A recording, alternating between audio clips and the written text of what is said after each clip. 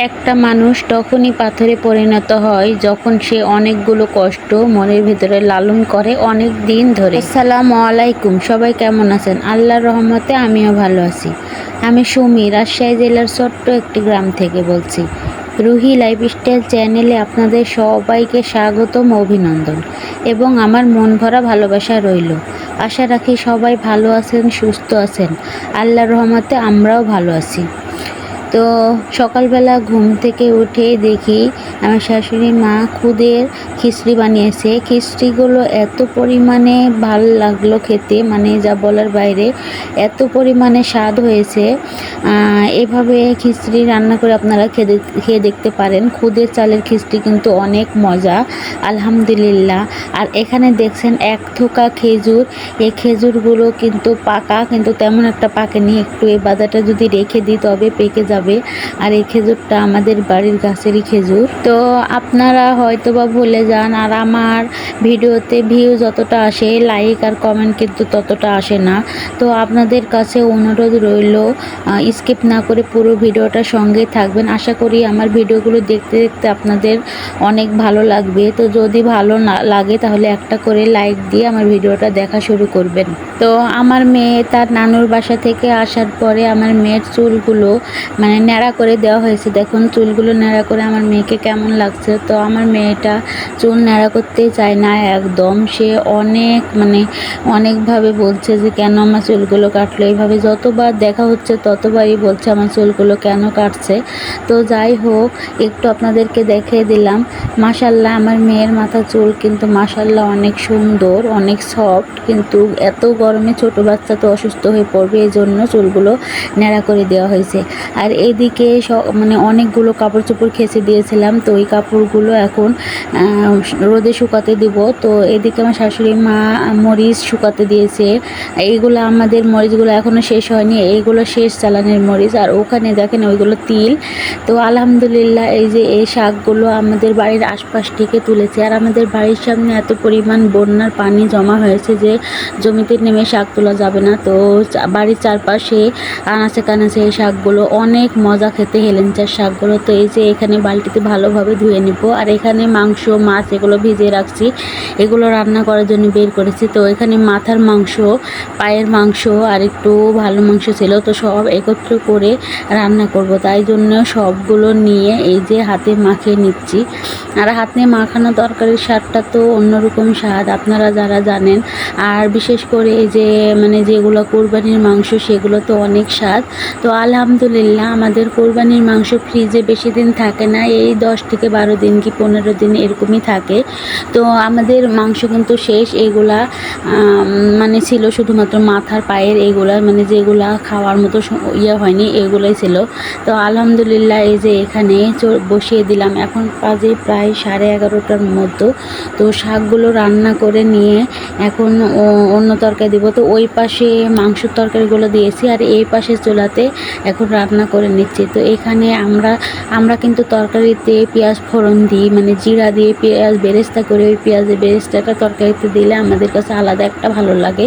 তো এটা আমরা সবসময় দিয়ে থাকি, আমাদের এলাকাতে এইভাবে তরকারি রান্না করে। তো পেঁয়াজ ফোড়ন তুলে ওই তেলেতে মাছ একটু হালকা করে ভেজে নিচ্ছি। মাছটা বেশি ভাজবো না, রুইয়ের মাছ, হালকা করে ভেজে নিব। তো হালকা করে একটু ভেজে তুলে ওই তেলেই তরকারিগুলো দিয়ে দিচ্ছি। তেল বেশি দিব না, তেল মশলাতে এত পরিমাণ গ্যাস, যা বলার নয়, এত পরিমাণ। তো হালকা তেলেই তরকারি রান্না করার চেষ্টা করছি। তো এদিকে পুঁই শাকের ডাঁটাগুলো কষাতে দিয়েছি তরকারিগুলো, আর ওইদিকে ওই যে মাংস তরকারিগুলো বসিয়েছি। তো ওই তরকারিগুলো একটু নেড়ে চেড়ে দিচ্ছি, কারণ তল থেকে নিয়ে যাবে। আমি কিন্তু একটু পরিমাণ ঝোল দিব না এই তরকারিতে, যে তরকারি, আর তরকারি থেকে যে ঝোল পেঁয়াজ মশলা থেকে যে বের হয়েছে ওটা দিয়ে রান্নাটা করে নেবো। এভাবে রান্না করলে কিন্তু অনেক মজা লাগে। আর এই যে এখানে পুঁই শাকের ডাঁটার তরকারিগুলো প্রায় কষানো হয়েই যাচ্ছে। তো এই পুঁই শাকের ডাঁটাগুলো দিয়ে তরকারি রান্না করলে আমার এত পরিমাণ মজা লাগে। আর আমার শ্বশুরবাড়ি এলাকাতে এত মোটা মোটা ডাঁটা পাওয়া যায় না, আমার বাবার বাড়ির ওদিকেই পাওয়া যায়। পানের বরের খেতে এই মোটা মোটা ডাঁটাগুলো হয়। আর এইগুলো এত পরিমাণ মজা, এগুলোর ভিতর কোনো আঁশ থাকে না, আর এত সফট, খেতে খুব ভালো লাগে। তো আসার সময় আমার বাবাদের পানের বরে এই পুঁই পুঁইশাকগুলো এখনও বড় হয়নি, খাওয়ার মতো হয়নি। তো বাবাকে বললাম যে কিনে নিয়ে আসতে, তো আম্মু বলছে কিনে নিয়ে আসতে, আমার মেয়েটা পছন্দ করে। তো আব্বু সকালবেলায় আমরা আসার দিনে খুব সকালবেলা বাজারে গিয়ে এই ডাঁটা মানে পুঁইশাকগুলো নিয়ে আসছে মোটা মোটা দেখে। তো ওই পুঁইশাকের ডাঁটাগুলো দিয়ে এদিকে রান্না করছি, আর আমি এই পুঁইশাকের ডাঁটা দিয়ে পেট ভরে ভাত খেতে পারবো, মানে এক নিমিষে এক থালা ভাত খাওয়া যাবে। তো এইদিকে এই তরকারিতে ঝোল দিয়ে ওইদিকে আবার মাংসগুলো নেড়ে দিচ্ছি, কারণ এত জোরে জাল জ্বলছে, তল থেকে যদি লেগে যায় তাহলে তো মানে টেস্টটা নষ্ট হয়ে যাবে। আর যেহেতু আমাদের পাতার জাল, আবার জ্বলন্ত খড়ি, এগুলো খুব জোরে জোরে জ্বলে, আর দুই চুলায় রান্না, হাতটা একটু চালু না করলে হয় না। তো আমি আপনাদের জন্য মানে ভিডিওটা দেওয়ার জন্য এত পরিমাণ কষ্ট করি, সারাদিন এত কাজ করার পরে এত রাত্রে এই ভিডিওটা এডিটিং করে মানে ভিডিও পোস্ট করি। তো আপনাদের কাছে অনুরোধ, আপনারা অবশ্যই আমার ভিডিও ভালো লাগলে একটা করে লাইক দিয়ে দিবেন, আর সুন্দর সুন্দর কমেন্ট করবেন। আর আপনাদের প্রেরণাতে আমি অনেক দূরে এগিয়ে যেতে পারবো। তো এই রান্নাগুলো হতে হতে প্রায় 12:30 বেজে যাচ্ছে। তো এদিকে ঝোলের তরকারিটা হয়ে যাচ্ছে।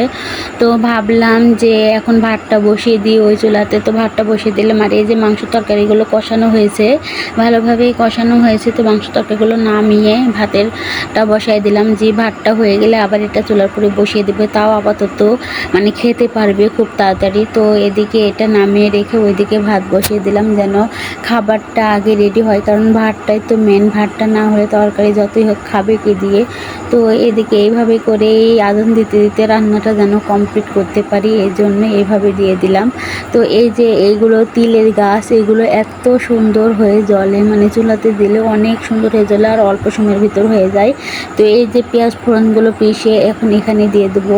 তো আলহামদুলিল্লাহ দেখুন কালারটা কি সুন্দর আসছে, আর খেতেও কিন্তু অনেক মজা এই তরকারিটা। তো এইদিকে মাংসের তরকারিগুলো আলহামদুলিল্লাহ এই যে হয়ে গেছে। তো চুলার উপরে রেখে দেবো গরম চুলাতে, আর মাংস বাইরে রাখলে তো গোটা হয়ে যাবে।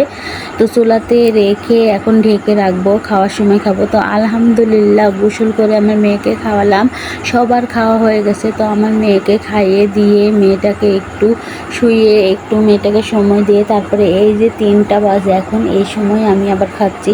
তো খাওয়ার সময় আবার দেখেন লোডশেডিং, একটু শান্তিতে যে খাবো তারও উপায় নাই, মানে এত পরিমাণ গরম। তো বাইরে একটু বাতাস আছে, বাইরে গেছি খেতে।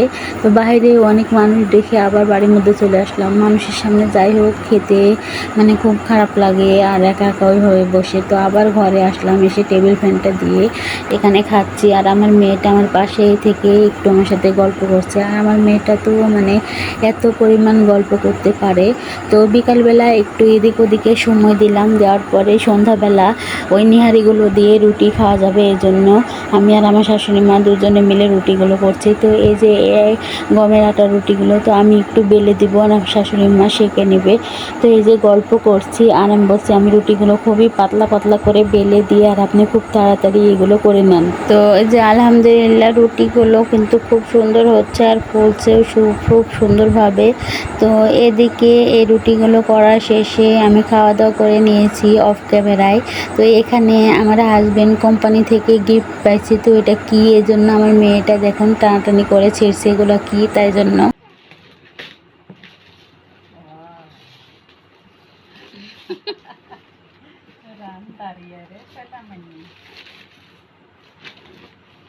ফ্রাই প্যানের ঢাকুনটা ঠিক করে লওয়া লাগবে, মানুষ আসলে উঠে যাওয়া আছে।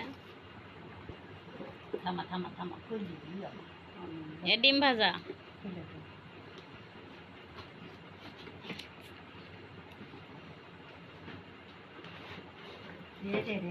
রুটি ডিম ভাজা পরাটা করা সুন্দর, এরকম নাই, ভালো হয়েছে ডিজাইন দিয়ে পরাটা করা, রুটি করা, ডিম ভাজা।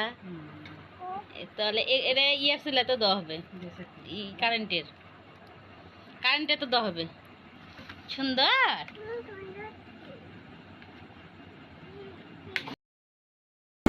তো আমার ভিডিও যদি ভালো লাগে তাহলে অবশ্যই পাশে থাকবেন, আর যারা নতুন তারা সাবস্ক্রাইব করে দিবেন, অবশ্যই লাইক সাবস্ক্রাইব করে আমার পাশে থাকবেন।